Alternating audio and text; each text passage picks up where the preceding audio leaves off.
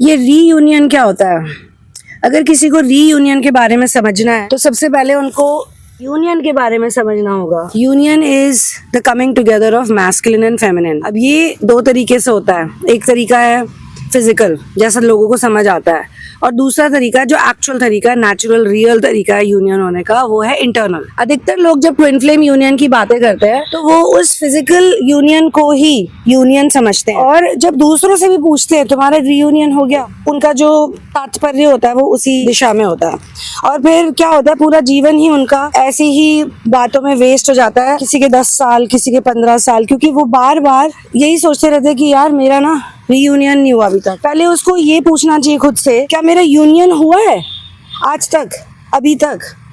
Union होगा तभी तो रीयूनियन होगा। और एक चीज और समझिए कि ये जो वर्ड्स है ना, भाषा को सरल करने के लिए भी बनाया, क्योंकि हम कैसे बात करें आपस में एक दूसरे से। जब हम कोई टर्मिनोलॉजी यूज करते हैं तो we need to make our self clear in understanding. जिसने भी बोला शुरू में पहली बार कि मेरा रीयूनियन हो गया, ये देखिए डॉगोस का पानी में हो गया यूनियन। जब ये कल दोबारा आएंगे यहाँ पे और फिर इसी पानी में पडल में खेलेंगे, ये देखिए इस तरीके से, तो इनका रीयूनियन हो जाएगा।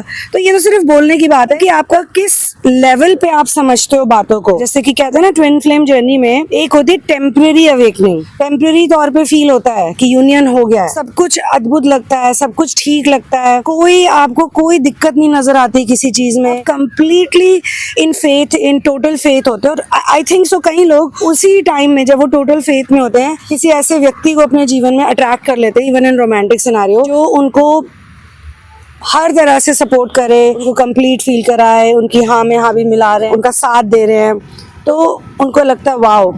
अब कुछ समय बाद जब क्राइसिस आता है, यानी कि जो सेकंड स्टेज कहलाई जाती है ट्विन फ्लेम जर्नी में, वो भी आपको तभी दिया जाएगा जब आप उस लेवल पे पहुंचे हो जहाँ पे आप उस क्राइसिस को झेल सकते हो, समझ सकते हो। तो कई लोगों के साथ यही होता है, टेस्टिंग एंड क्राइसिस में वो बिखर जाते हैं। फिर वो जो उनकी टेम्पररी अवेकनिंग हुई होती है वो नहीं रहती, और बहुत इश्यूज आ जाते हैं, चैलेंजेस आ जाते हैं, जिसे वो फेस नहीं कर पाते, परेशान हो जाते हैं, दुखी हो जाते हैं, क्या करूं अब, कैसे करूं, कहाँ जाऊं, ये सब उनके साथ होने लग जाता है। फिर धीरे धीरे वो सीखते हैं कि सरेंडर करना है, धीरे धीरे उनकी हार्मनी होती है। ये सारे स्टेजेस और लेवल्स हैं जिसके अंतर्गत या जिसके तहत हमारी ये स्पिरिचुअल जर्नी चलती है।